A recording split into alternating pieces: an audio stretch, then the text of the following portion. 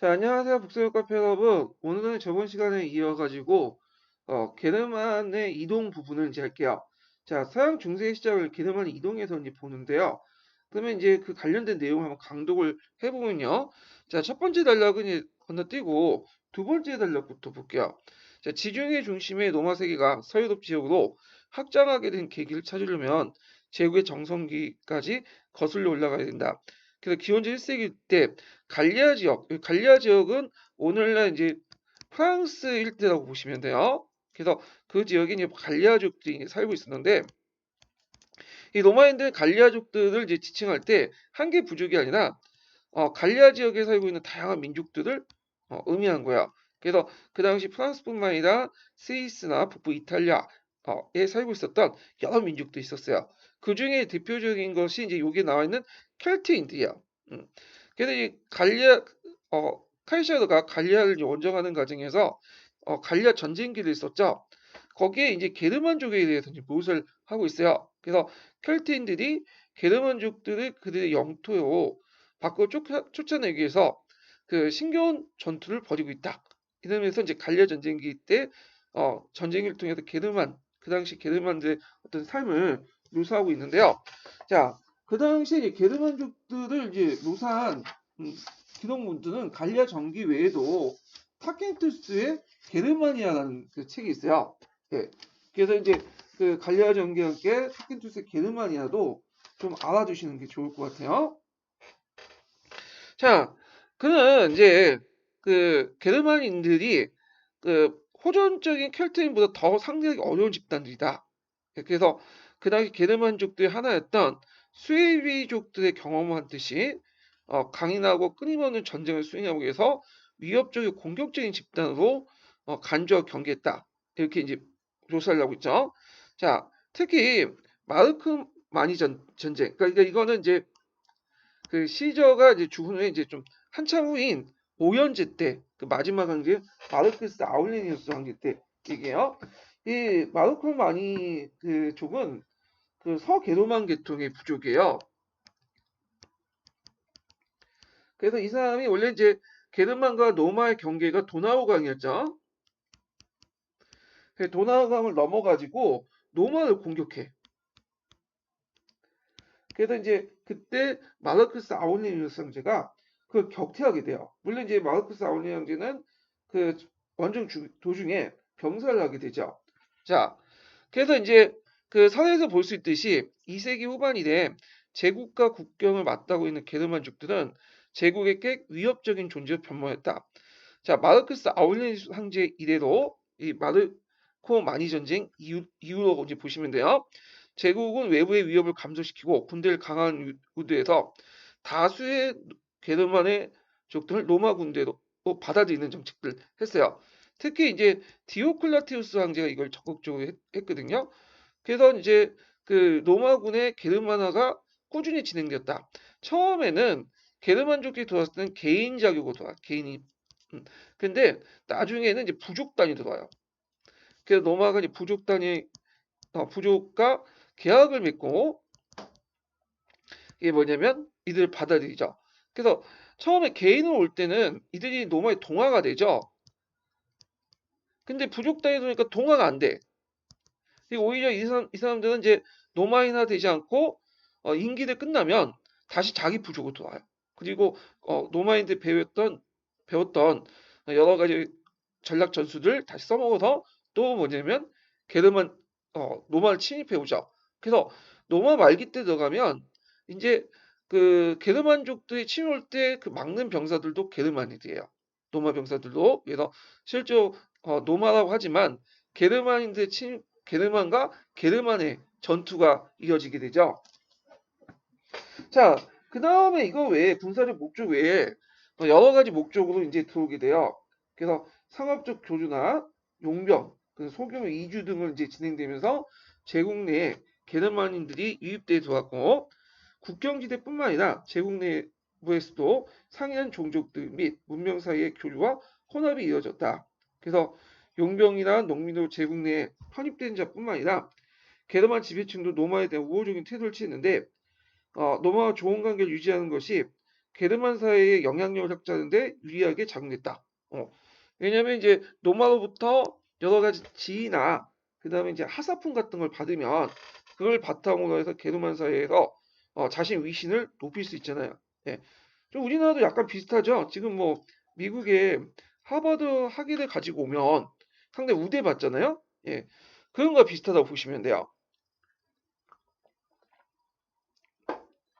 자, 게르만에 대해 이동은 그 노마가 구축한 지중해 중심의 고대 사회 병역시키고 나가 와해시키는 결정적인 사건이었다. 자, 게르만족들은 어, 그 게르만족 대이동이 있기 전부터 조금씩 이동해 왔어요. 예. 그래서 뭐 기후 변화라든지 인구의 증가, 토지에 대한 필요. 왜냐하면 게르만족도 일본에 농경을 했거든요. 근데 농사 기술이 부족하다 보니까 얘네들이 이제 땅을 한번 짓고 이걸 이제 비율 줘가지고 다시 짓지 못해요. 윤작을 못해. 그러다 보니까 계속 뭐냐면 땅을 버리고 밑으로 내려오면서 노막 국경까지 들어오게 되거든요. 자, 언급됐지만 이동을 촉발시키는 그 직접적인 계기가 없었다면 이동의 시기나 방식이 달라졌을 것이다. 자, 대이동의 초기 상황은 전적으로 로마 역사가 마르케니우스가 기록한 것에 의존한다. 그에 따르면 중앙아시아 유목민이었던 훈족이 쳐들어오죠. 훈족이 이제 이끌었던 사람이 이 아틸라라는 사람이 있어요. 자, 훈족이 흑해 북쪽에 정착했던 고토족을 압박해 두면서 그 당시 이제 고토족 연맹 세력들이 다뉴브 강을 넘어가기 시도했고, 그리고 이때 누구하고 충돌하냐면 동로마 황제였던 발라스 황제하고 이제 충돌하게 돼요. 자, 이때 이제 동로마 황제 발라스 황제는 군대를 이끌고 이제 직접 이 넘어오려는 고토족 부대들을 진압하려고 하죠. 그렇지만 깨져요. 네, 그래서 그 다음에 터키에 있는 아드리아노플이라는 곳이 있어요. 아드리아노플. 여기에서 이제 전투에서 패배를 하게 돼.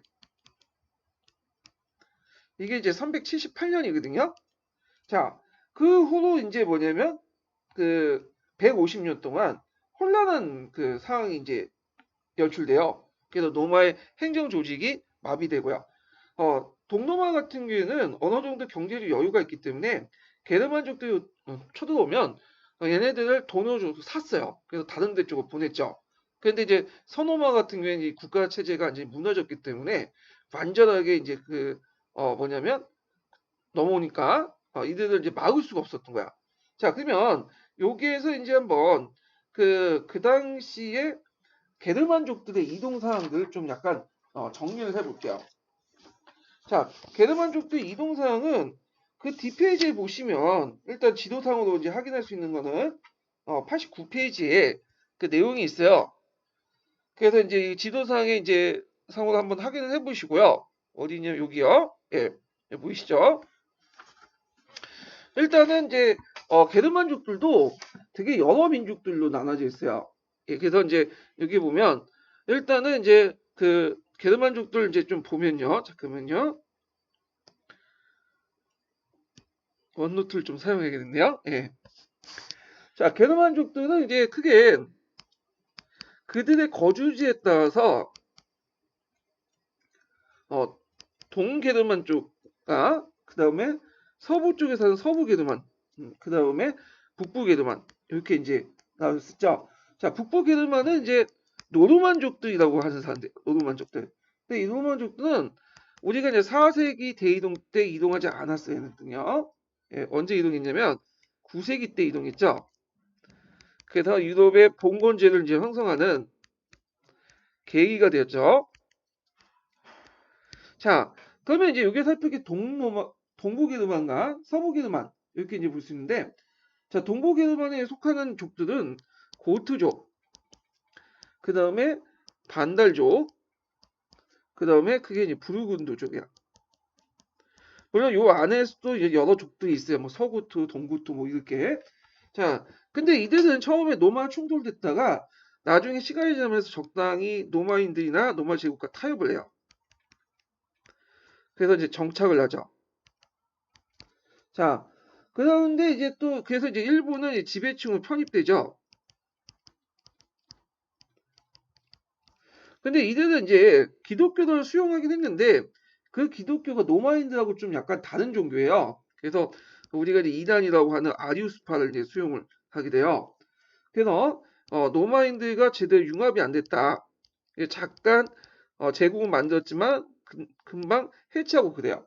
자, 그 다음에 이제 서부 그 게르만족들은 프랑크족이 이제 대표적으로 볼 수 있고요. 그 다음에 이제 영구 건너간 앵그르와 섹슨족이죠. 예, 원래는 다른 족이었지만 나중에 합쳐서 앵글 섹슨족이라고 원래 불렀던 민족인데, 자, 이들은 상대적으로 초창기 때는 좀 배타적이었어요. 예, 그렇지만 시간이 지나면서 이제 뭐냐면 노마와 이제 수용하는 쪽으로 나가는데 이게 프랑크족이죠. 그래서 초기 때는 배타적이지만 이 프랑크족 같은 경우에는 이제 점점 그 노마인드의 어떤 종교를 받아들이게 돼요. 그래서 이들이 이제 원래 믿었던 종교가 뭐 원시 종교나 뭐 다신교 이런 형태였는데 나중에 이제 로마의 카톨릭을 이제 수용하죠. 정통 카톨릭. 이 아타나시우스파를 수용해요. 그러면서 이제 노마인드가 융합을 하게 되죠. 그래서 이제 요 프랑크 왕국 같은 경우에는 다른 게르만 왕국에 비해서 오랫동안 장기적으로 유지될 수 있었던 것이 뭐냐면 이 당시 이제 종교를 그 노마인들이 많이 믿고 있는 아타나시우스파로 이제 받아들였기 때문에 그래요. 예. 그래서 요거 좀 기억을 해두시고 그리고 이제 그들의 이동 경로 같은 경우에는 요 지도를 이제 참조를 해주세요. 그래서 여기에 이제 프랑크 왕국이 있고, 그다음에 앵글색슨 왕국이 이제 있고요. 그 다음에 이제 여기 부르군트 왕국이 있고, 동고트 왕국. 그리고 이제 원래 서고트 왕국은 여기에 있다가 프랑크 왕국한테 쫓겨가지고 이쪽 이베리아 반도 쪽으로 넘어가죠. 그리고 나중에 그 당시 이제 바다 건너서 온 웅미아드 왕조에게 뭐냐 멸망되고요. 그 다음에 아프리까지 건너간 왕조가 있어요. 여기가 이제 반달 왕국이죠. 자, 반달 왕국은 나중에 유스티누스 황제에 의해서 멸망돼요. 자, 그리고 여기 동구토 왕국이 있고요. 예, 그 위치 좀 파악을 해주시고 거기 이제 아반나 지역이 있어. 여기가 상당히 중요한 요충지야. 여기가 이제 어느 지역이냐면 동고토 왕국의 수도이기도 하고 나중에 이제 유스티누스 황제가 노마 이탈리아 반도를 잠깐 점령을 하고 있었거든요. 여기에 총독부를 줬어요. 그리고 또 롬바디오 왕조의 또 이렇게 중심지구도 하고요. 그리고 이제 나중에 요 지역을 피핀이 점령해 갖고 노마 교황에게 기증을 하죠. 라반나 지역을. 그래서 여기가 북부 이탈리아 지역의 중심 도시였다. 이렇게 좀 기억을 해 두시면 될 것 같아요. 자, 그러면 다시 이제 서강제로 돌아가죠. 자, 당시 페르시아 전쟁을 치르고 있던 로마 제국은 병력을 대거 동방을 이동하기 어렵기 때문에 게르만족을 제압할 수 없었다. 요때 이제 페르시아는 사산족 페르시아죠. 자, 결국 제국의 기대와 달리 여러 고토족 연맹 세력은 제국의 동쪽 영토에 침입했고, 자, 5세기 초에 또 게르만 세력이 중부 유럽의 국경을 통과해 이탈리아를 침공을 했고, 5세기 중반까지 로마 시내가 여러 차례 약탈을 당할 정도로 제국이 큰 혼란이 빠졌다. 자, 요때 이제 5세기 중반 때 이제 약탈을 당한 그 내용은 뭐냐면 그 당시 이제 알라리라는 사람이 있어요. 그래서 이 알라리라는 지휘 아래 그 아테네나 그 로마가 약탈을 당해.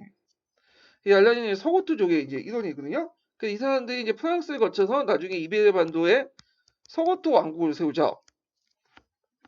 자, 그래서 이제 이런 내용도 좀 기억을 해두시면 되고요. 자, 그 다음에 이제 마지막 단락을 좀 볼게요. 자, 이 시기에 게르만족들은 로마인 주거지를 습격하면서 자주 대류 그 대량 사륙이나 파괴를 자행했으며 기근이 급심했기 때문에 심지어 인육을 배를 채우기도 했어야 추정된다. 자, 그렇지만 서구투족이 침입했던 지역처럼 별다른 저항이 없었던 경우에는 큰 희생이 없었으며 파괴 행위가 자행돼 있을 경우에는 그 기간도 비교적 짧았다. 예. 그래서 뭐 이제 그렇게 뭐 우리가 알고 있듯이 뭐 그렇게 대량으로 이제 사륙이나 파괴가 그렇게 많지가 않았고 있어도 그렇게 이제 길지 않았다. 그 내용도 있죠. 그래서 요 부분은 이제 그냥 읽어보시면 될 것 같아요. 예, 요거 쭉 있고 좀 넘어가서 자 다음 장 보면 그 88페이지 마지막 줄을 볼게요. 마지막 단락. 자, 게르만족의 대이동 시기에 혼란한 상황을 감당할 수 없었던 소노마 제국의 의 수도 로마에서는 장군들이 황제들을 지명해 정권을 이었다. 이때 장군들이라는 것은 게르만 출신의 용병들이죠. 원래 이제 게르만족들은 사병으로 왔다가 이제 시간이 지나면서 이제 군대를 지휘하게 되죠. 그러면서 이들이 이제 로마를 장악해서 황제를 지명하고 정권을 이어가요. 겨우 이제 관심이 이제 명맥만 유지되는 거죠. 결국엔 476년에 로마 용병대적이었던 훈족의 왕 아틸란의 예첩이 낳은 오도아케르라는 사람이 있어. 이 사람 이름은 좀 외워두세요. 이 사람이 이제 마지막 황제였던 로무누스를 폐위함으로써 서노마 제국의 멸망을 맞았다. 좀 이게 아이러니하죠. 왜냐면 이제 로마를 처음 세웠던 사람이 이 로무누스잖아요. 예, 이름하고 좀 비슷하게 생겼죠. 자, 하여튼 그는 라벤나 여기에 상당히 중요한 도시라고 했죠. 자, 라벤나에서 왕이라는 칭호를 유지한 채 통치했으나 통치했으면 황제 시작은 동로마 제국 황제 제논에게 돌려주었다. 예, 이 제논이라는 황제도 좀 약간 기억을 해주세요. 한편 동로마 제국은 이전에 그랬듯이 군사력 대항하기보다는 얘네들이 잘 쓰는 게 뭐냐면 협상이나 금품 매수야. 특히 돈을 가지고 많이 매수를 했어요. 그래서 게르만족들이 침입해오면 그들 못 마시게 돈을 뿌린 거죠. 그러니까 돈을 주고 평화를 샀는데 나름대로 성공했어. 이거는 뭐 게르만족들뿐만 아니라 후에 이제 여러 민족들이 쳐들어올 때도 돈을 주고 매수를 해서 보내요. 자기 고향으로 보내거나. 예. 그래서 이 동로마 제국이 1000년 동안 더 유지될 수 있었던 게 뭐냐면 돈의 힘이야. 근데 그게 이제 가능했던 것은 뭐냐면 이때 이제 그 동로마 수도가 어디죠? 콘스탄티노플 폴리스죠. 이거 뒤에 좀 설명할 텐데 여기가 번성한 도시였죠. 그래서 여기에서 불을 축적한 것을 바탕으로 이걸 외교에 이제 사용을 했던 거죠. 자, 그래서 그것은 상공이나 도시의 발달 등이 제국의 방어와 유지에 필요한 재원을 제공해주기 때문에 가능한 것이다. 이렇게 이제 보시면 돼요. 자, 그러면 이제 구체적으로 여러 게르만 왕국들을 좀 얘기할 텐데, 자, 그러면 이제 게르만 왕국과 관련된 내용들을 이제 볼게요. 자, 요거는 뭐 88페이지는 이제 첫 번째 단락은 이제 건너뛰고 두 번째 단락부터 한번 읽어볼게요. 자, 여러 게르만 왕국들이 이제 대이동 이전에 이미 기독교를 받아들였다. 근데 요때 이제 기독교는 무슨 기독교냐면 아타나시우스파예요.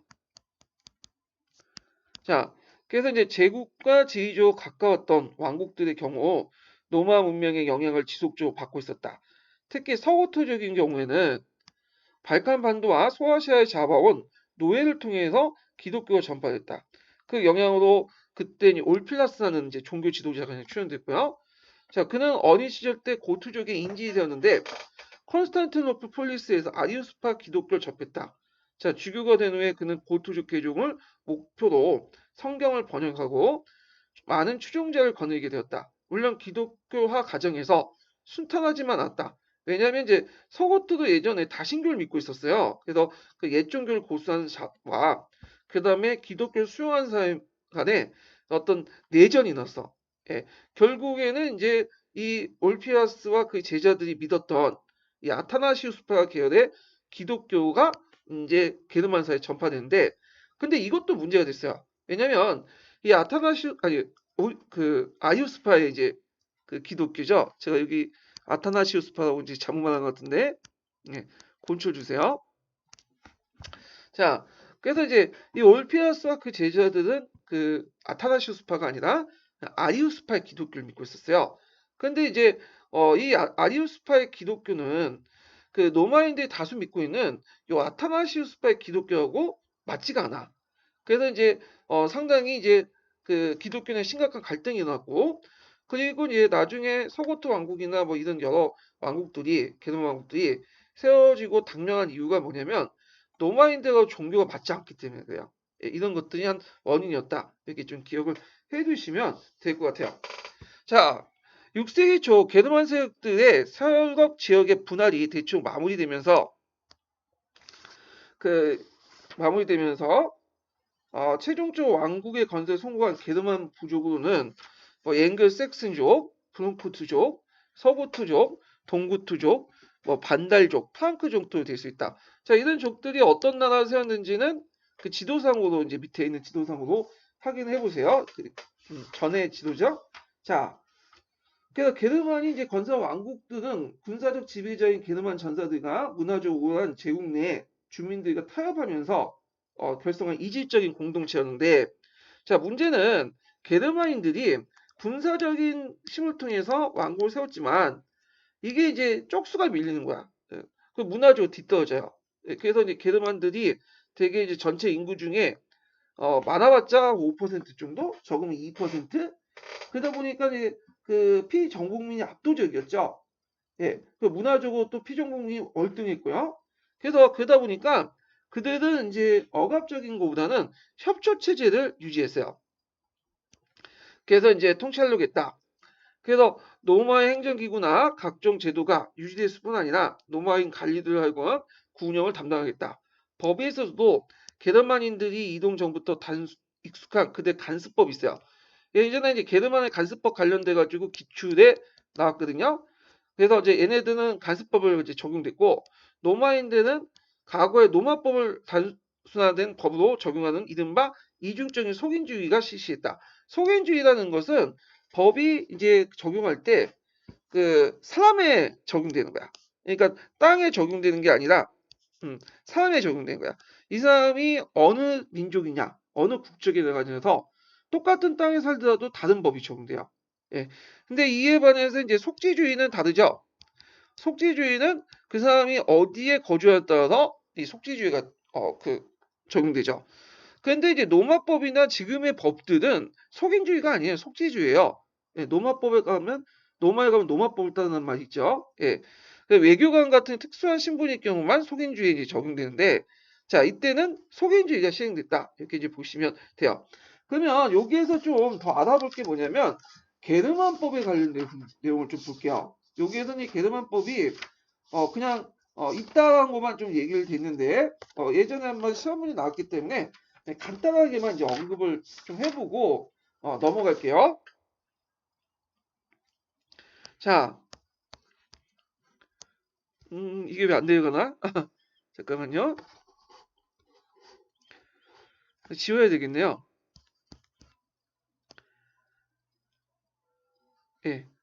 밑으로 내려가네요. 아까 잠깐 버블이었어. 자, 그러면 요 당시 이제 게르만족의 법이 이제 어떤 특징을 갖고 있나? 이건 노마법하고 좀 약간 그 비교해서 봐야 되는데 시간 관계상 여기에서는 게르만법과 좀 약간 중심을 얘기를 할게요. 일단은 게르만법은 재판 절차에서 이제 노마법하고 이제 좀 차이가 있어. 자, 노마법은 이제 뭐냐면 피해자가 법정을 고소하고 이 피해자가 그 피고를 법정에 안차야지만 재판이 시작돼요.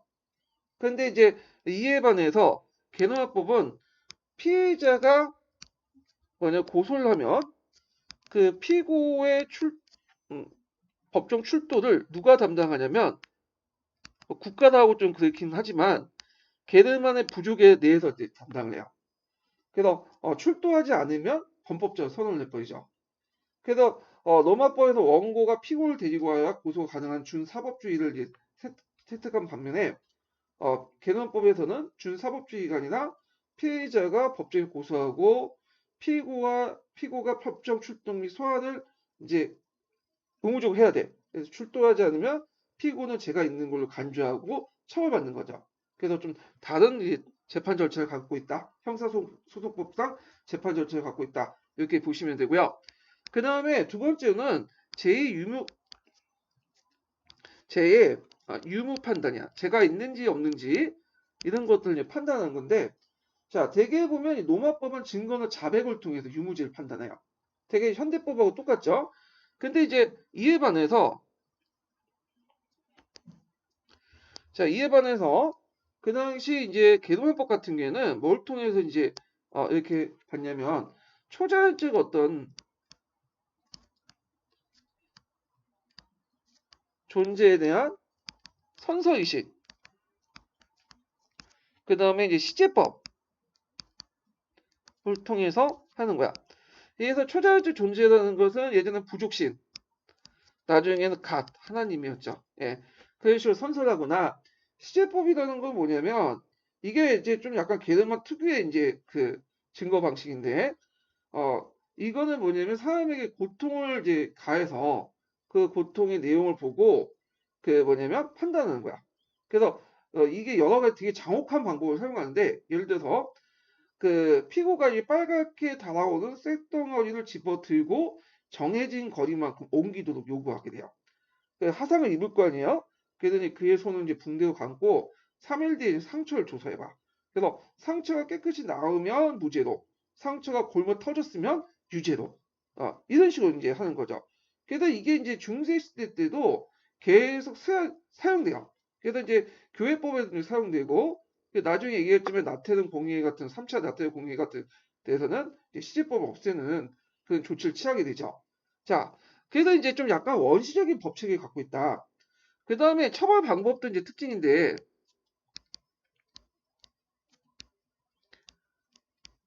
자, 처벌 방법은 주로 이제 벌금형이야. 뭐 감옥 그런 것도 없었고 벌금형이다. 벌금을 때렸다. 그래서 이제 벌금을 왜 때리냐? 사형을 잘 안 시켜요. 왜냐면 이제 사형시키면 전투원을 이제 뭐냐면 많이 죽이는 거잖아요. 그래서 이 벌금을 때림으로써 개인의 복수학대를 막고요. 사적 복수학대를 막는 거죠. 예. 그 다음에 이제 또 전투원의 손실을 막기 위한 거야. 자, 그래서 이제 벌금형을 주로 떼었고요. 자, 그래서 이제 그 게르만법의 의미는 원시법이고 매우 단순하지만 게르만족에서 법이란 성문화되지 않는 노마법처럼 성문화되지 않는 부족의 간습으로 주로 구전에 의한 전달이죠. 세대 간 전달로서 이제 전달되는데 이렇게 만들어졌던 거고, 그리고 각 게르만족마다 고유한 법이 있어요. 그래서 나중에 이제 그 살리법이라는 이름으로 이제 뭐냐면 정리가 되는데, 자, 그리고 이제 법이 뭐 위에서 부과된 법이 아니라 구성원 삶 속에서 일상 속에서 자연스럽게 발생된 법이라는 거, 이런 것들이 특징이다. 이렇게 좀 기억을 해두시면 될 것 같아요. 자, 그러면 다시 강동 내용을 좀 보죠. 자, 그러나 이와 같은 분리는 여러 가지 문제를 야기했다. 더군다나 게르만 왕국에서 차츰 로마법이 합리적이고 우월하다는 인식이 뚜렷해지면서 그 영향이 확대되었고, 로마인과 게르만 사이의 상호관계를 규정한 법의 필요성이 부각되면서 속인지가 약화됐다. 자, 이처럼 게르만 정복 지역의 문화 언어를 수용하고 게르만인들은 토착민과 융합하는 과정을 밟았다. 근데 이제 이거는 좀 약간 다른 말인데, 보통 문화적 형상은 위에서 아래로 흐르잖아요. 예. 그래서 이제 물이 위에서 아래로 떨어진 것처럼 이렇게 문화적 형상도 그렇게 영향을 주는데, 그래서 좀 더 고차적인 문화가 좀 더 약간 좀 저급한 문화에 영향을 주는 게 이제 특징인데, 요건 거꾸로야. 게르만법이 오히려 노마법을 장식을 해요. 그래서 요거는 지금 중세 초기 때 얘기니까 좀 안 맞는 것 같아요. 이거는 이제 서양 중세사라고 약간 이제 좀 두꺼운 중세사와 관련된 전문 서적에서 나와 있는 거야. 예. 그래서 요거는 좀 안 맞는 것 같아요. 그래서 게르만법이 이제 판을 치다가 나중에 노마법이 이제 다시 등장한 거는 어느 정도 이제 중앙 집권화되고 국가가 등장하고 도시가 이제 활성화되고 어, 그런 이제 시기야. 대개 이제 뭐 11세기 이후라고 볼 수가 있겠죠? 예. 자, 동고트 왕국과 프랑코 왕국은 게르만들이 서노마 제국에 건설한 여러 왕국 중에 가장 안정되고 성공적이었다. 그래서 갈리아 요지를 차지한 서고트 왕국의 경우에는 군주 알라리 2세가 프랑크와 브루크트 동맹군에게 패배하고, 이게 요번에 시험 문제 나왔죠? 어디로 이동했죠? 피레네 산맥 이남 지역으로 이동했어. 여기가 이제 오늘날 어디예요? 에스파니아 지역이죠. 이베리아 반도 지역. 그래서 여기에 이제 서고트 왕국을 세운 거야. 서고트 왕국. 그래서 후에 이제 2, 3세기에서 멸망됐죠. 이 왕국은요. 자, 동고트 왕국은 본래 노마 제국이 상당히 멀리 떨어져 있었기에 직접적인 접촉한 일이 많지 않았으나 제국 말기에는 이르면서 접촉한 빈도가 늘었다.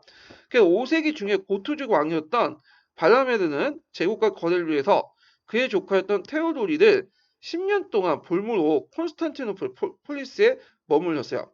그래서 테오도리는 그 가정에서 이제 어린 시절에 발달된 문화, 로마 문화를 접하게 되죠. 요게 이제 있는데 요번에 이제 기출 나왔던 것이 이제 테오도리라는 사람이죠. 이 사람이 재작년에 기출에 나왔던 사람이죠. 그래서 테오도리가 이제 살았던 시기에는 이게 거의 6세기 때 정도거든요. 6세기 초반 때 정도 시기는 동고토 왕국의 이제 뭐냐면 테오도리와 그 다음에 이제 뒤에 유스티아누스 황제, 동로마 황제 유스티아누스 황제, 그 다음에 프랑크 왕국의 클로비스가 동시에 있었어요. 예, 세 명의 어떤 그 걸출한 영웅들이 각각 있었던 거야. 자, 하여튼 테오도리는 어린 시절에 로마 문화를 접할 기회가 많기 때문에 당연히 로마 문화의 제도와 행정을 몸으로 익혔죠. 그리고 이제 이것이 테오도의 경험 때문에 동고트족은 후에 가장 노마화된 게노마 왕국으로 발전할 수 있었다. 자, 그 당시에 동고트족들은 상황이 별로 안 좋았어요. 왜 상황이 안 좋았냐면 그때 이제 훈족 제국이 무너지고 있었고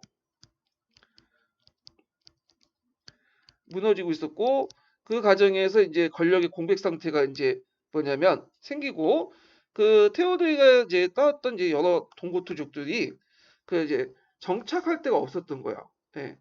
결국에는 나중에 이탈리아 와서 북부 이탈리아 중심으로 정책을 하지만 자 그런 상황이었죠. 자 고고 기한한 후에 얼마 지나지 않아 테오도리 왕국은 건강하게 유지됐을 뿐이야. 주로 이탈리아 지역이죠. 그때 동로마 제국과도 협조 관계를 이어갔으며 노마 황제 위기도 구하기도 했다. 요때 노마 황제는 아마 제논이라는 사람일 거야. 아까 전에 이제 얘기했던 제논인데 그 당시 테오도리가 이제 노마에 있을 때 황제가 제논이었어요. 그래서 제논의 일을 많이 도와줬고 또 제논 많은 도움을 또 받았다고 했죠. 이 사람은 두 번에 거쳐서 뭐냐면 황제가 됐던 사람이야. 첫 번째 황제 됐다가 반란을 쫓겨났다가 다시 복위를 하고요. 그런데 이제 두 번째 이제 즉위할 때 그 통치 기간 동안 또 반란이 일어났어요. 그래서 그때 반란을 진압할 때 테오도리가 앞장서서 진압을 해줬다라는 거죠. 그래서 이제 이 당시 이제 그에 대한 이제 대가로 황제 그는 동로마 황제부터 뭘 지위를 받게 되냐면 이탈리아 총사령관의 지위를 받게 돼요. 그리고 이탈리아 건너서 오도 아케노를 제거하죠. 그리고 이제 자기 동포들 모아가지고 북부 이탈리아에 왕국을 만든 거죠. 자, 그리고 나서 이제 어디를 거점했냐? 라반나를 거점했다. 요거 꼭 기억을 해주세요. 그래서 그 당시에 북부 이탈리아의 통치 거점은 라반나였다. 예. 자, 그래서 33년 동안 이탈리아를 비교적 성공적으로 통치했죠. 그러나 이제 유스타스 황제가 즉위하면서 이 당시 이제 아리우스파의 권력을 배제한 칙령을 반포하니까 사이가 틀어지게 된 거야. 그래서 예전에는 이 아리우스파에 대해서 상당히 간용적인 정책을 냈는데 이제 박해를 하게 돼요.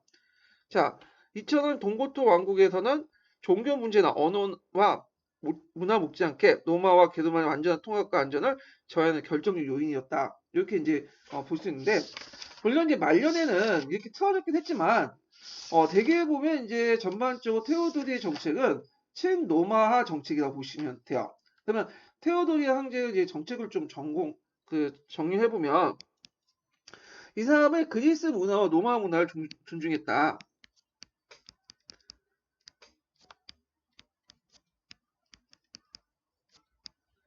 자, 뭐 그럴 수밖에 없었던 것이 이 사람이 어릴 때 그 당시 콘스탄티노플 폴리스에 있었던 거죠. 그리고 거기서 교육을 받았고, 자, 그 다음에 이제 라반나를 이제 뭐냐면 수도를 정했죠. 요 명칭 외워두시고, 그 다음에 이제 행정은 누가 이제 다 가나가게 했냐면 그 로마 갈리드에게 맡겼어요. 이거 예전에 시험 문제 나왔죠. 자, 그리고 이제 이때 그 스토아 철학자 유명한 사람 있어. 보에티우스라는 사람 있어요. 자, 보에티우스라는 철학자가 출연됐다. 네. 요 사람 이름도 좀 외워두세요. 예전에 그 7차 고등학교 세계사에서 나왔더라고요. 그래갖고 이제 그 보에티우스는 상당히 이제 뭐냐면 그 서구트족 문화와 그 다음에 로마 문화를 공존할 수 있는 길을 열어줬던 사람인데, 자, 하여튼 이때 그 밑에서 테오도리 밑에서 어, 재산까지도 이제 되고 그랬던 사람이야. 근데 이제 말년이 별로 안 좋았어. 아까 지금 말한 것처럼 이제 말년에 테오도리가 로마와 단절했다고 했잖아요. 그래서 보에티우스는 동로마 제국과 손을 맺고 반역을 깨한다는 제목으로 죽게 돼요. 예, 그래가지고 이제 있는데 그 내용들 이제 또 같이 기억을 해두시면 될 것 같아요. 자, 물론 이거는 다 헛소문이죠. 예. 자, 그 다음에 이제 클로비스와 관련된 내용 보죠. 아까 말했처럼 이제 테오도리, 클로비스, 그 다음에 유스티누스 황제는 동시대 사람이에요. 6세기 초반 때 이제 사람인데, 자, 내용을 보면 약간 15세의 나이로 부친 칠데리 1세에 이어 샬리 프랑크족의 부족장이 된 클로비스는 타고난 통솔력을 발휘해서 프랑크족의 대부분을 규합했으며 노마 세력과 소고트족을 제압하고 여러 세력을 나누어 북갈리아에 마침내 하나의 왕국을 통합했다. 그래갖고 이제 서고트 제압과 관련된 내용이 이제 기출에 나왔던 거죠.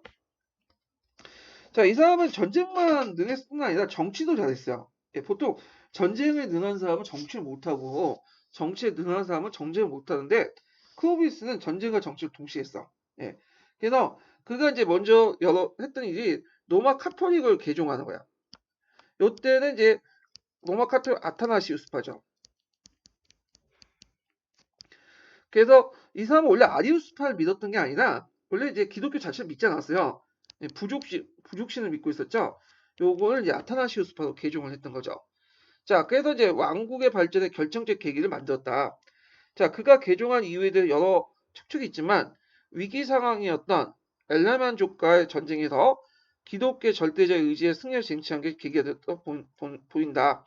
자, 요 엘레만족이라는 것은 어떤 민족이냐면 오늘날 이제 스위스 북부 지역과 알리아스 지역에 살았던 민족인데 게르만 연합 부족이라고 보시면 돼요. 그러니까 특정한 부족이 아니라 여러 부족들이 뭉쳐 있는 그 게르만의 부족 명칭이에요. 연합 부족 명칭. 자, 그렇지만 그 후에도 아리우스파를 받아들인 서고트 왕국 위협을 극복하는 가제도 남아 있었고 갈리아 주교들과 접촉하면서 로마 카톨릭 개종이 수반될 이득을 저울질했겠죠. 자, 그래서 이제 이게 계기가 된 거고 그가 이제 진짜 이제 개종한 이유가 여기 나와요. 그가 개종한 이유는 노마된 갈리아 지역의 귀족 세력들 끌어들이기 위한 방편이었다. 자, 이걸 이제 뭐라고 하냐면 갈리아 지역의 노마인이라고 하는데 이 말 뭐냐면 원래는 이제 로마인들이 갈리아 지역을 정복을 했잖아요. 예. 근데 정복을 할 때 그들을 이제 막 가혹하게 다뤘던 건 아니에요. 정복하고 나서 노마 문화를 그 갈리아 지역에 이식해 들어왔어요. 그래서 원래 갈리아족들이지만 이 노마 문화를 받아서 노마화된 사람들이에요. 그 노마한 사람. 이들 갈로 노마이라고 보시면 돼요. 예. 그래서 원래는 본바탕 갈리아족이지만 노마 문화를 적극적으로 받아서 노마화된 사람들이고 이들은 자신을 노마인이라고 생각했어. 갈리아이라고 생각 안 했어요. 예전에 선조 때는 모르겠지만 그 당시에는 그리고 이 사람들이 많이 믿었던 종교가 그 카톨릭 아타나시우스파죠. 자, 요거와 연결시켜서 보세요. 자, 그러면 이 사람들 끌어들이려면 뭘 해야 되냐? 종교를 그 사람 믿는 거 맞춰야지. 왜냐하면 가룟 로마인들 자신이 노마인이라고 생각했고 그 노마인의 정체성 어디서 찾냐면 종교에서 찾았어요. 카톨릭 믿느냐 안 믿느냐에 따라서. 예. 자, 갈리아 귀족들에게 종교는 정체성을 결정짓는 요소였기에 로마 카톨릭의 수용으로 정복 전쟁과 동시에 구 지배 세력을 협조를 이끌어낼 수 있었다. 자, 이어지는 정복 전쟁을 통해서 프랑크 왕국은 6세기 초 프로방스를 제외한 갈리아 전역을 지배했다. 거의 이제 프랑스 지역이라고 이제 보시면 돼요. 자, 클로비스의 정복 과정에서 갈려 노마층의 지배층과 지역 교회 조직의 협조를 얻을 수 있었다. 이건 뭐냐면 클로비스가 뭘 개종했기 때문에 그렇죠. 아타나시우스파가 개종했기 때문에 정복 과정에 적극적 협력을 이끌 수 있었고 그리고 이 사람이 통치 기반을 마련할 때도 그 당시에 뭐 행정조직이나 이런 것들이 이제 별로 없다 보니까 주로 노마 교회 조직을 행정조직이고 밑밥을 삼아가지고 통치를 했던 거야. 그래서 이것이 메르빙고 왕조의 초창기 때 권력 확립에 크게 기여를 했던 거죠. 그래서 이런 그 정경유착의 사례는 뒤에 카로lin거 왕조의 때도 보여요. 예. 자, 교회는 제국 말기에 이미 노마적인 조직 체제를 기반으로 구축되어 있으며, 예, 교회에 많이 들어가 있던 사람들이 노마 행정가 출신이야. 그러다 보니까 교회 조직이 노마 조직을 만든 거죠. 그래서 이제 노마 조직과 교회 조직이 거의 일치돼 있어요. 그걸 이제 클로비스가 이용했던 거죠. 그것이 교회의 안정과 발전에 큰 힘이 되었다. 자, 이는 메도빙 왕조 초기에 통치자 권력에도 확립하는데 크게 기여했다. 자, 프랑크 왕국은 로마 카톨릭 개종 외에도 이제 여기부터는 프랑크 왕국이 다른 그 게르만족들에 비해서 오랫동안 유지될 수 있었던 이유를 이제 쭉 얘기를 하고 있어요. 프랑크 왕국의 발전과 장기 종속의 어떤 원인들. 그러니까 이제 앞에서 얘기한 것처럼 아타나시우스파의 개종도 있겠지만 몇 가지 예를 더 들고 있는 거죠. 자, 여기 보면요. 자, 그들은 원래 거주지에 버리지 않고 서서히 팽창있게 고유한 지역적 문화적 기반을 유지할 수 있으며 사전에 이동할 때에 대한 정보를 얻을 수 있어서 비옥한 땅을 차지하기도 용이했다. 그래서 이제 이게 첫 번째 이유죠. 가까운 거리에서 이제 이동을 했다는 거죠. 예. 그래서 이제 그 본래 거주지인 지역이 라인강 지역이야. 그래서 이제 프랑스 갈리아 지역과 가깝기 때문에 게르만의 정통을 잃지도 않고요. 그 다음에 피정복민을 지배하기 위해서 인력과 물자를 계속 지속적으로 보급을 할 필요가 있겠죠. 그래서 이런 것들이 유리했다. 그 다음에 두 번째로는 이 갈리아 지역이 이제 프랑스라고 이제 보시면 돼요. 지정학적은 이 단순히 그 지리적 위치뿐만 아니라 이 지리에 있는 그 위치가 당시 국제 정치 정세에 어떠한 위치에 있는가를 지정학적이라고 해요. 예. 그래서 우리가 이제 한반도에서 이제 우리 한반도 지정학적 위치가 좀 위태위태한 게 뭐예요? 주변에 강대국들이 이제 끼었기 때문이죠. 그래서 이제 보통 단순한 지리적 위치뿐만 아니라 그 지리적 위치가 국제 정세에 어떤 영향을 주는가? 이걸 예, 통칭해서 지정학적이라는 의미를 쓰죠. 자, 근데 이 갈리아 지역이 프랑스 지역이 비잔티움이나 이슬람 세력부터 멀리 떨어졌어요. 또 이후 게르만 왕국 군사를 집중하면서 왕국의 기반을 다질 수 있었죠. 그래서 그 당시에 강대국이 비잔티움하고 이슬람 세력인데 일단 비잔티움 제국 같은 경우에는 지중해로 막혀 있었죠. 일단 이게 자연 방파면이고 자 이슬람 세력 같은 경우에는 뒤에 이제 물론 서고토 왕국 자체가 이제 이슬람 세력에 멸망했지만 나중에 그들이 넘어오기 어려운 산맥이 있었죠. 예, 이베리아반도 피레네 산맥 있죠. 예, 그래서 딱 해가지고 이게 이런 자연적 그 방어막을 삼고 이런 외부의 큰 세력을 이제 뭐냐면 좀 공격을 원하고 그 역량을 다른 게르만족들 정복하는 데 사용했다 그거죠. 자, 그 다음에 이제 결국에 프랑코 왕국은 노마적 정통과 이게 세 번째인데 유산이 잔존한 갈리아 지역을 차지했을 뿐 아니라 기독교를 통해서 그 갈려 노마인사의 통합을 촉진했다. 그리고 네 번째죠. 예. 그래가지고 이제 한 세네 가지 예를 들 수 있죠. 예. 자, 그래서 이제 요거 외에도 뭐 여러 가지 있는데 일단은 요 정도만 기억을 해두시면 돼요. 자, 좀 정리해서 얘기하면 일단 아타나시우스파가 개정했다는 게 첫 번째 원인. 두 번째는 본래 거주지가 나일강 거점이었는데 점진적으로 확대돼서 단거리로 이동했다는 거.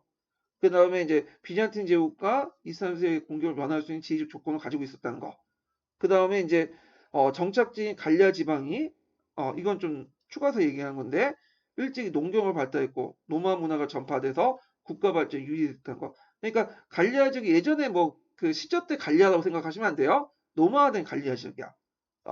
그리고 이제 그 당시 로마 귀족이나 주교도 입장 볼 때는 남부의 그 동고토족인이 있는 그 게르만 왕국보다는 상대적으로 볼 때 같은 카톨릭 세력들은 프랑크 세력들이 좀 뭐냐면 위협적인 존재가 아니라 좀 부담감 없는 존재로 수용됐어. 그래서 프랑크족들에게 우호적인 태도를 보였다. 그래갖고 이제 그 당시 프랑크 왕을 새로운 콘스탄티누스라고 불렸다라고 기록이 있어요. 자, 그래서 이제 이렇게 해서 이제 한번 쭉 이제 클로비스까지 이제 얘기를 해봤고요. 자, 그 다음에 동로마 제국을 이제 보죠. 아이고.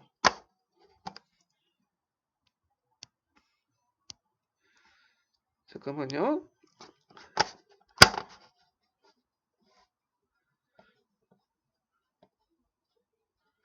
자, 동로마 제국이 이제 몇 페이지냐면, 이렇게 93페이지 펴보세요. 자, 동로마 제국을 이제 좀 보는데, 이제 비잔티움 제국 이렇게 되는데, 동로마 제국을 이제 비잔티움이라고 이제 부르는 이유가 뭐냐면, 그 동로마 제국의 수도가 어디예요? 콘스탄티노플이죠. 예. 그래서 콘스탄티노플의 옛 이름이 비잔티움이야. 그래서 비잔티움 제국이라고 이제 부르는데, 엄밀히 말하면 이제 비잔티움 제국 입장일 때는 동로마 제국 입장 올 때는 그리 썩 좋은 그 칭호는 아니에요. 얘네들은 자기를 로마 제국이라고 했지 비잔티움 제국이라고 말한 적은 없어요. 비잔티움 제국이라는 말은 좀 약간 이제 서유럽 사람들이 이거는 이제 로마 제국이 아니다. 비잔티움 제국은 로마 제국이 아니다. 라는 의미에서 그냥 비잔티움 제국으로 부른 거야. 자, 그래서 이제 일종의 비칭이죠. 비칭이라고 이제 보시면 돼요. 자, 뭔데 여기에서는 뭐 그냥 통상적으로 비잔티움 제국이라고 이제 의미상 이제 얘기를 하니까 그냥 이제 비잔티움 제국이라고 이제 얘기를 하면서 할게요. 자, 서너와 제국이 몰락한 후에 500년 이상 이제 비잔틴 제국, 이슬람 세력, 라틴 기독교 세력들이 이질적인 새 문명이 그 당시 이제 로마 제국의 영토를 나눠 지배하면서 통치를 하고 있었죠. 그래서 서로 새 문명이 상호 영향을 받으면서 각축을 벌이고 있었다. 자, 새 문명은 로마 제국의 공동 상속자 정도의 차이가 있으나 그 유산을 이어받았다. 그 가운데 제국의 새로운 수도가 위치한 지역의 명칭에도 유명한 비잔틴 제국은 로마 제국의 동부, 동로마 제국을 그대로 이어진 정치 체제다.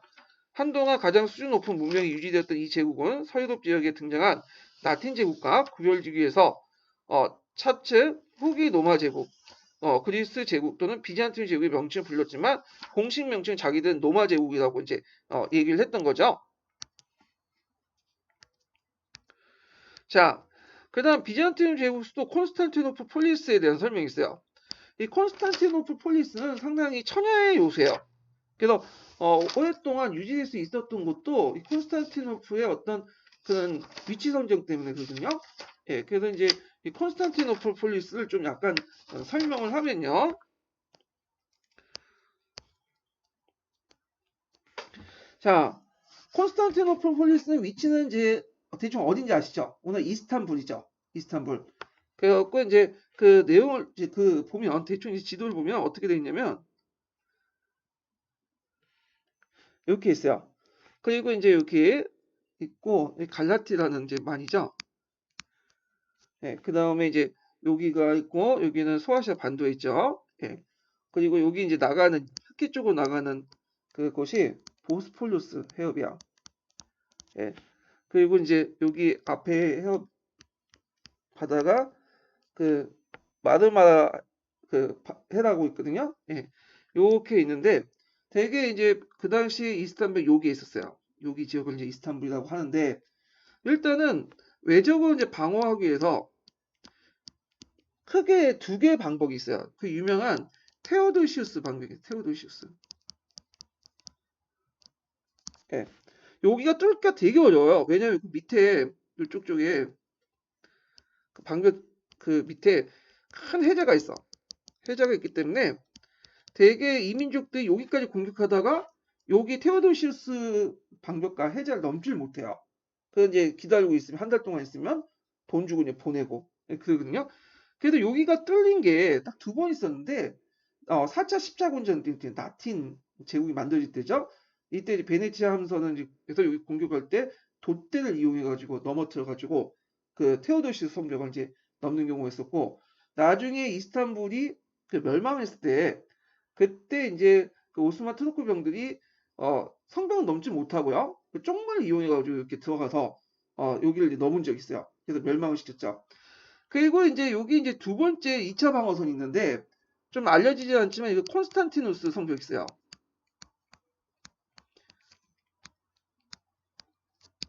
자, 그리고 나서 이제 여기에 도시들이 쭉 있는 거죠. 그래서 이제 육상 통로는 완전히 요 테오도시우스 성벽에 의해서 막혔고요. 그러면 저기 해상으로 들어올 수 있잖아요. 해상으로. 근데 이것도 기묘하게 이제 막아놨는데 일단은 해상을 돌 수 있는 게 이제 어떤 식으로 들어오냐면 일단 여기는 다 성벽으로 있고요. 여기만 뚫려 있는데 항구가 여기 지역을 이제 골든호시라고 해요. 한국꽃이라고 하는데 요 지역이 있어. 요 지역인데 요 지역에서 이제 갈리티 지역의 요 반도 지역에 요게 특별 행정구역이 있어. 이 베네치아의 중립 지역이 있거든요. 요 지역과 요 지역을 뭐냐면 쇠사슬로 연결돼 있어요. 이렇게 해가지고 저게 배가 여기 들어오면 쇠사슬을 이렇게 올려. 그래서 배가 들어오지 못해. 근데 이제 저기 요 지역은 들어가지 못해요. 여기는 중립 지역이기 때문에. 자, 그래서 육상으로나 해상으로 저걸 이런 식으로 막아요. 천혜의 요새죠. 예, 상당히. 그 위치적으로 볼 때도 아시아와 유럽을 또 연결되는 그 지역이죠. 동서무역의 중심지고.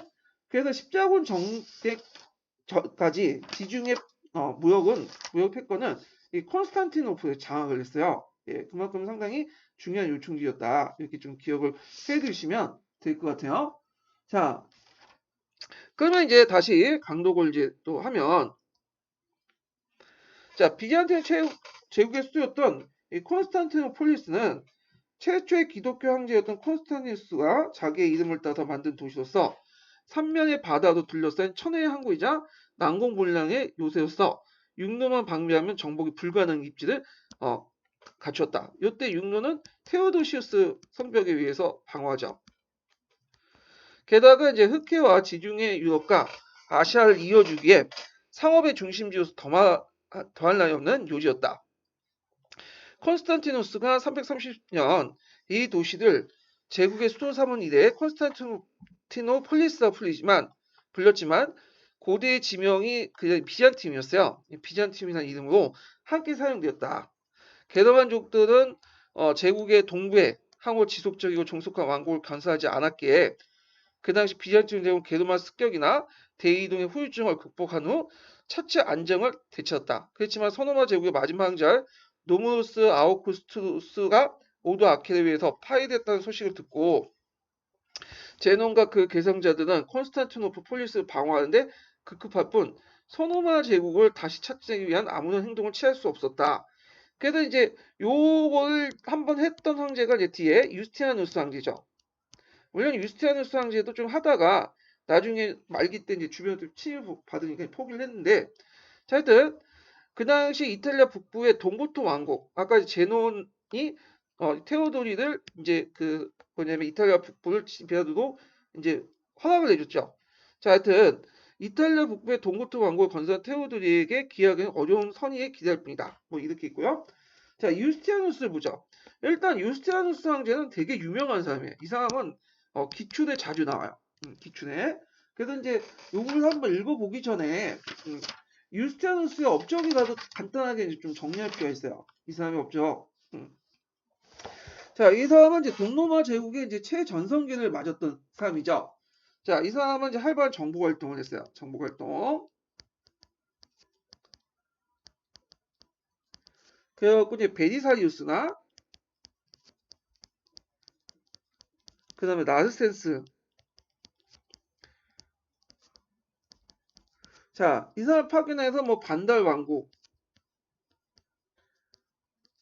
그 다음에 동고토 왕국 이탈리아에. 자, 이걸 정복했죠. 그래서 상당수의 노마 영토를 회복을 했다. 그렇게 좀 기억을 해두시면 되고, 그 다음에 이 사람의 또 업적 중에 두 번째가 뭐냐면 노마법 대전을 만들었죠.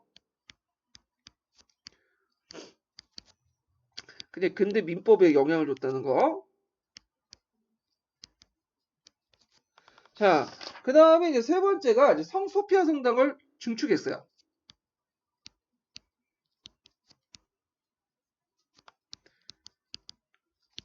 자, 그 다음에 이제 중앙 집권 체제를 정비했고,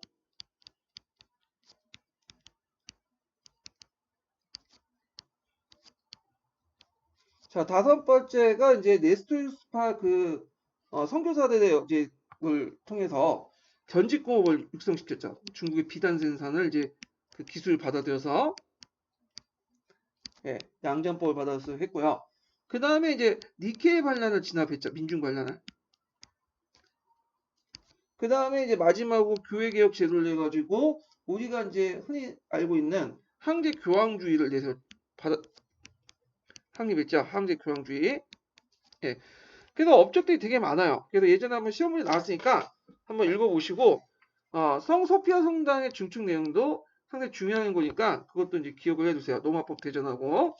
자, 그러면 이제 한번 내용을 볼게요.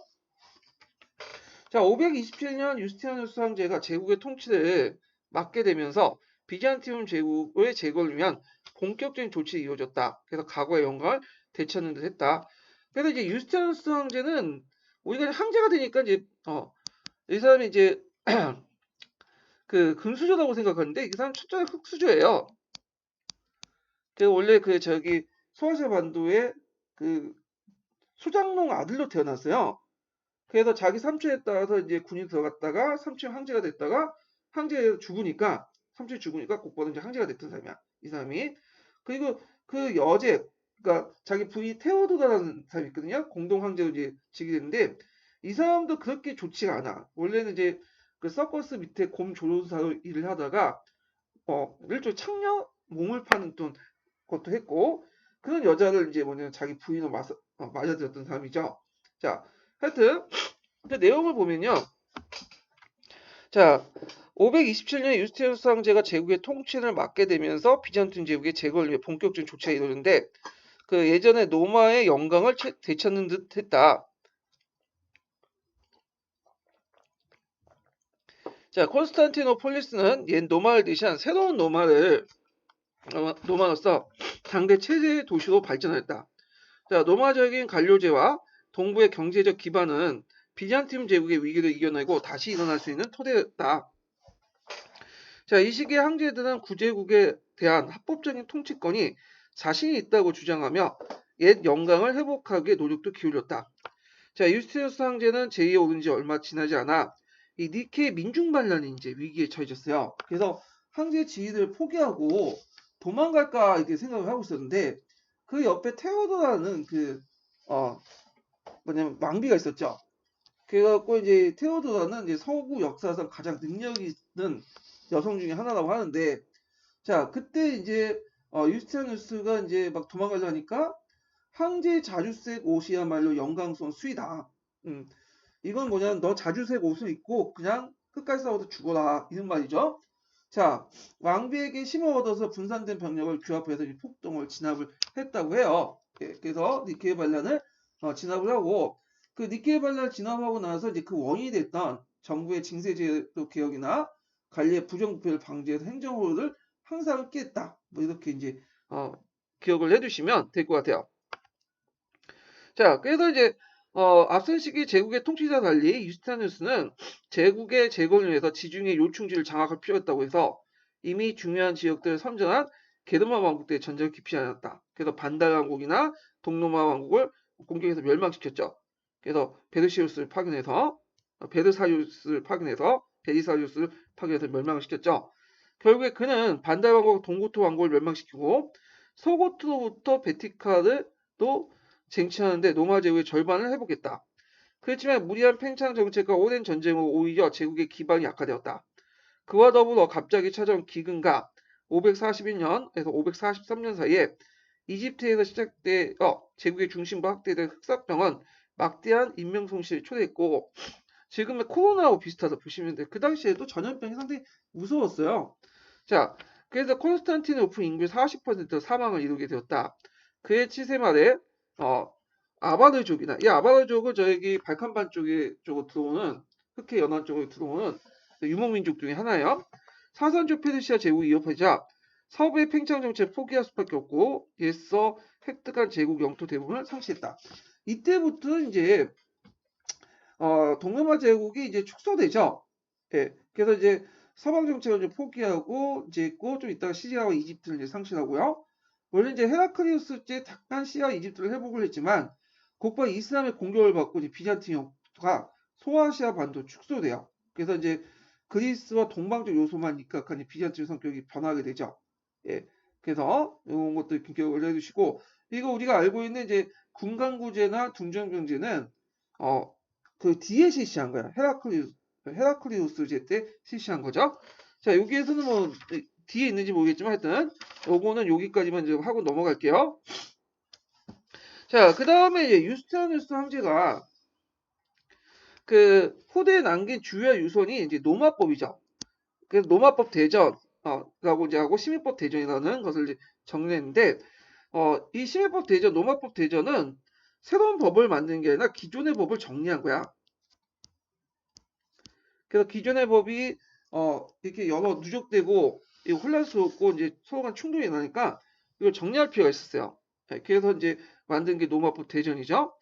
자, 그래서 이제 노마법은 오랜 기간 동안 발전하면서 일관된 체계를 상실했기 때문에 이게 이제 노마법 대전의 이제 뭐냐면 편찬 배경이죠. 그래갖고 노마법 대전을 편찬했어요. 그래서 법 창립을 위해서 많은 법학자를 동원해서 학설 신찬, 그다음에 법학 제요, 그다음 칙법직, 신칙법 이 네 가지로 구성된 노마법 대전을 만들었다. 이렇게 이제 보시면 돼요. 뭐 노마법 대전이 이제 내용을 싸고까지 나오지 않을 것 같아. 그 구성 요소까지는. 근데 이제 이게 잠깐 이제 좀 약간 소개하면 서양사 총론에 있는 내용인데 일단은 이제 그 학설 신창이라는 것은 이제 뭐냐면 고전 시대 때부터 내려온 법학 저술들 시대순으로 발췌한 것이에요. 중요한 내용을. 그다음 법학 제요라는 건 법학 입문서를 말하는 거고요. 그다음에 신법령집 같은 경우에는 유스티아누스 황제가 이제 공포한 법령들을 다 모아놓은 거야. 이렇게 이제 보시면 돼요. 자, 그래서 이걸 묶어서 이제 시외법 대전, 로마법 대전 또는 유스티아누스 법 대전을 이제 이름으로 묶어서 뭘로 라틴어 법전을 사용했다. 그래서 이제 그 유스티아누스 때 마지막으로 사용했던 언어 라틴어야. 그래서 유스티아누스 때가 이제 라틴어를 많이 사용했고 그 후에는 그 황제는 그리스어를 사용해요. 왜냐하면 이제 영토가 그 그리스 쪽으로만 이제 축소되죠. 그리스 반도 쪽으로 해가지고, 예, 그래가지고 그 영토가 그렇게 축소됐기 때문에 이제 그리스인으로 구성이 돼요. 그래서 이제 그리스어를 사용했죠. 그러니까 마지막으로 라틴어를 사용했던 황제가 유스티누스 황제죠. 자, 그래서 라틴어 그 법전들이 제국의 그리스화되면서 당대 큰 호육성을 갖지 못했지만 그 법이 지닌 합리성 때문에 12세기 이래로 서양법에 큰 영향을 미쳤고 특히 민법에 영향을 줬다. 지금도 노마법을 보면 형법은 발달하지 못했는데 노마법은 민법이 발달했어요. 그래서 민법이 상당히 발달됐다. 이렇게 좀 기억을 해두시면 될 것 같아요. 자, 동방의 적대 세력들이 제국을 위협하고 이슬람의 무서운 속도 팽창하는 와중에 비잔틴 제국의 정체성을 그 뭐냐면 유지하며 발전할 수 있었던 기반은 로마의 국가제도, 뭐 그리스의 문화, 기독교 신앙이었다. 이렇게 이제 얘기를 하고 있죠. 자, 비잔틴 제국은 콘스탄틴 황제가 확립한 기독교 정책, 즉 교회의 자율성을 부여하기보다는 교회 보호자 자체한 황제가 교회를 통치 대상으로 삼는 이른바 황제 교황주의를 추구했다. 예. 그래서 유스티아누스를 비롯한 강력한 군주들은 모두 기독교 군주로서 자의식을 지냈으며 콘스탄티노플 폴리스의 초대 총주교를 임명할 뿐만 아니라 이게 이제 그 교황 황제주의의 그 내용이죠. 그래서 임명권을 갖고 있죠. 그리고 교회 및 수도원에 대한 간섭을 포기하지 않았다. 예. 그리고 이제 교리를 이제 뭐냐 결정할 수 있는 권리가 있어요. 그 공의회를 이제 소집할 수 있는 권리가 있고요. 그래서 그 황제가 공의회를 소집해서 교리까지 결정해. 오늘만 치고 얘기하면 그 문재인이 기독교인들을 이제 다 모아가지고 기독교 교리를 정해버린 거야. 그런 거와 비슷하다 보시면 돼요. 그래서 이제 대개 보면 이제 이거는 서양 같은 경우에는 황제권과 교권이 분리돼 있었죠. 물론 이제 서로 치고받고 싸우면서 이제 서로 영향을 주고 막고 했지만 상대적이니까 이거는 분리돼 있었지만 자 이에 반해 기독교 그 동로마 제국은 기독교 그 황제권 교황 그 교권이 연결돼 있어. 그래서 정경 육착적인 어떤 정경 일치적인 성격을 띠고 있죠. 정교 일치죠. 정교 일치. 제가 말 잘못했네. 예. 정교 일치적인 성격을 띠고 있다. 물론 이제 황제 교황인주의라는 그 말 자체가 약간 이제 뭐냐면 그 서양인들이 이제 그 비잔티움 제국을 좀 약간 편견스러운 그 시각에서 접근한 거에 대해서 비판이 많아요. 왜냐면 아무리 이제 그 콘스탄티노플 황제가 막강한 교회의 영향력을 발휘했다고 해도 거기 있는 그 수장은 엄연하게 누구냐면 콘스탄티노플 총주교예요. 총대주교예요. 예. 그리고 영적 세계까지 간장할 수가 없어요. 이거는. 그래서 이거는 약간 너무 이제 정교일치적 모습들이 있긴 있지만 이걸 너무 가장되거나 편향된 식하고 접근했다고 해서 요즘에 이제 뭐냐면 좀 비판이 있죠. 그래서 이제 이런 내용들 이제 같이 기억을 해두시고요. 그래서 예전에 한번 기출에 나왔던 것 중에 하나가 뭐냐면 그 콘스탄티노플 그 교회 수장권을 가지고 있다 황제가 이 내용이 있거든요. 근데 요거는 좀 약간 잘못된 것이죠. 수장권은 누가 갖고 있어요? 수장은 제 말을 잘못했는데 콘스탄티노플 교회 수장이었다. 자, 이 수장은 누구예요? 이거는 황제가 아니라 콘스탄티노플 총주교예요. 다만 임명권을 갖고 있는 거예요. 임명권을. 예. 자, 뭐 기출과 한번 연결시켜서 이제 좀 보시고 자, 황제 권위를 인정하는 차원 넘어 숭배 대상까지 높이는 문화는 동방적인 전제군주와 정통과 맞닿아 있다. 기독교가 절대적 통치권력을 뭐냐면 정당화시키는 기능을 수행하는 셈이다. 자, 그 다음에 노마 제도 및 정통 계승이라는 측면에서 관료 제도가 자리 잡고 있는데 노마의 행정과 통치에는 관료 체계가 필요했으며 교육을 통해 배출한 관료들은 경제와 종교 등 다양한 여러 영역에서 활동했고 농업은 물론 대외경제의 발전에 따라 제국은 상공업을 장려하고 교육에 필요한 제반 여건들 화폐, 세금제도, 법률, 상거래 질서, 치안 등을 정비했다. 그래서 이제 콘스탄티노플 폴리스는 많은 인구와 제국의 우월한 경제력과 세계 무역의 중심적 역할을 했다.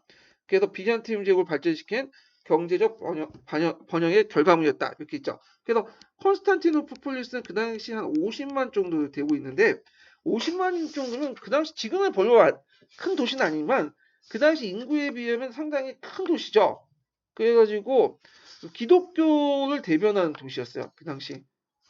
참고로 그 당시 이제 또 이슬람을 대변하는 도시는 바그다드 100만이 넘는 그 다음에 이제 유교 문화권이었던 그 장안 이렇게 이제 볼 수가 있죠.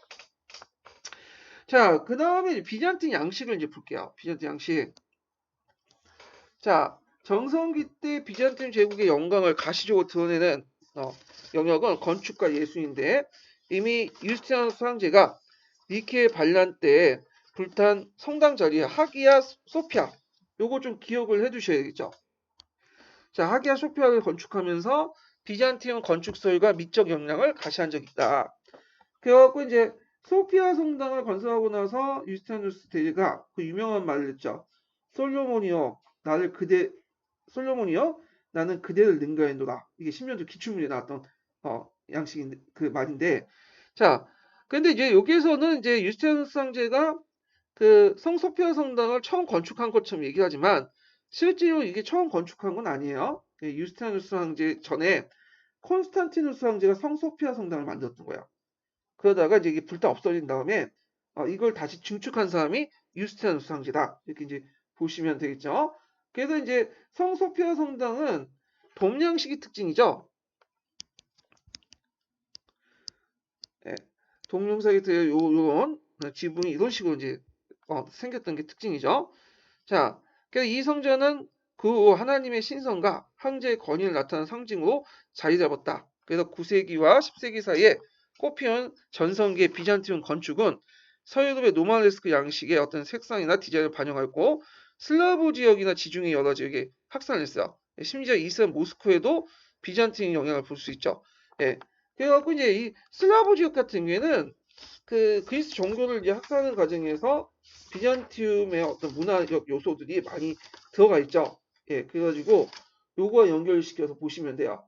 그래서 이제 그 모스크바의 성 바실리 사원이나 그 다음에 이제 마호메트 대사원 다 이런 것들이 그 당시 비잔틴 양식에 영향을 받은 거예요.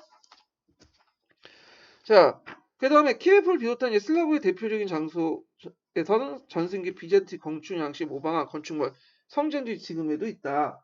예. 그리고 이제 이는 비잔틴 문화와 종교가 주변에 커다란 영향을 미쳤음을 보여주는 상징적인 사건이다. 예. 그래서 이제 비잔틴 문화는 큰 영향을 줘요. 그래서 좀 몇 가지 정리를 해보면 첫 번째로는 서유럽 세계 방파제 구실을 했다.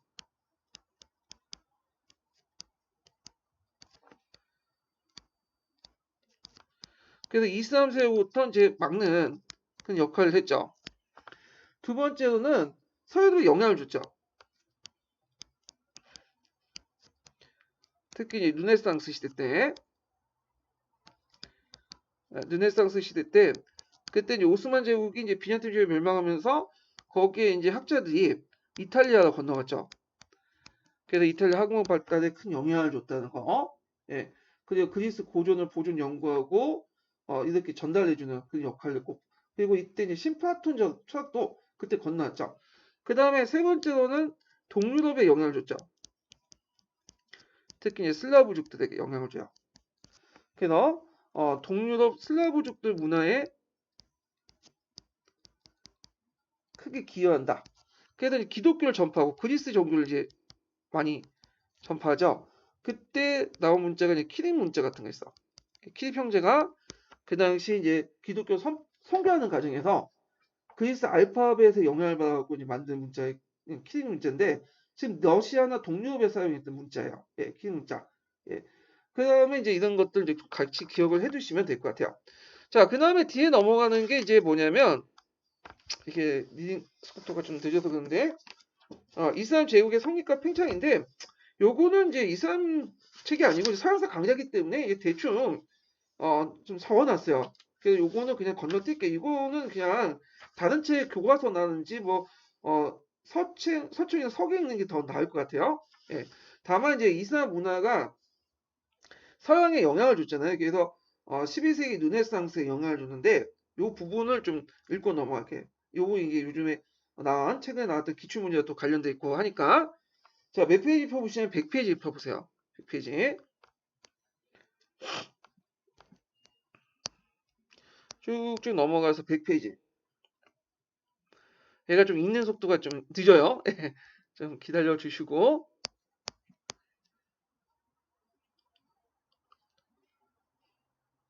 네.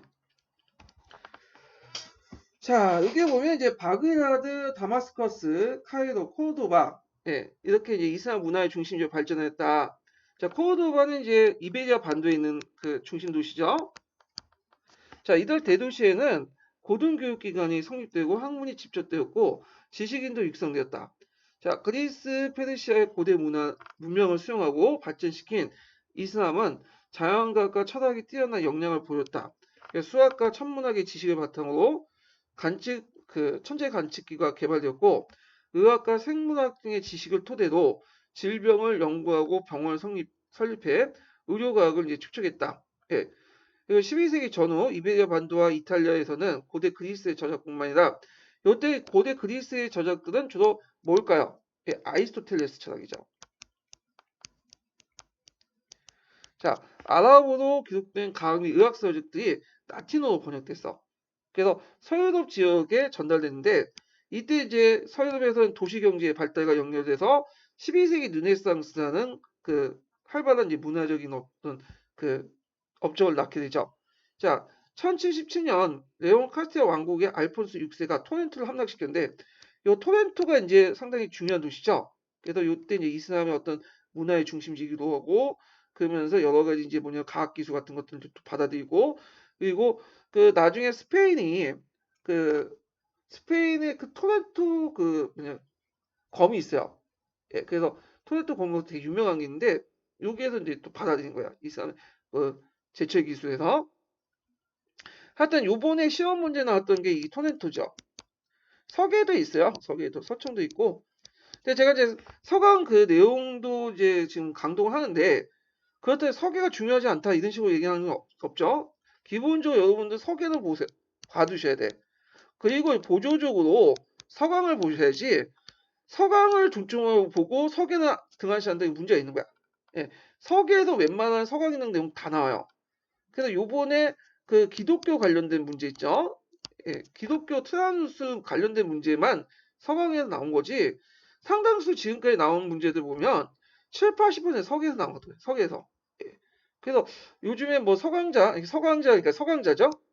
예, 서강자 이제 서강자 기독교 나왔다고 해서 요 한 문제 나왔다 해서 서계를 때려치고 안 보는 분들이 계시는 것 같은데 그럼 문제가 있어요. 예.